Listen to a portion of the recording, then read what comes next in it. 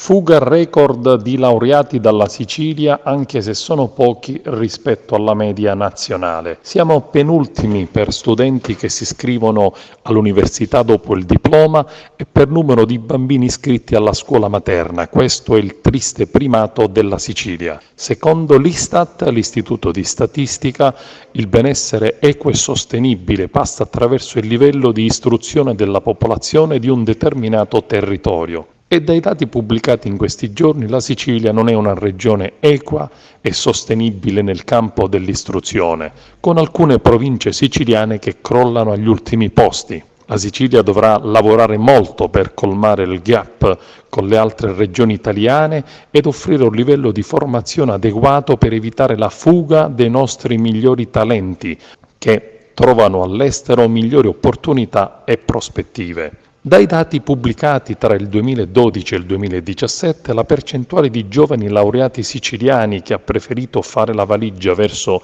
le regioni settentrionali e l'estero si è gradualmente incrementata, arrivando al 28%. Era prima del 22%.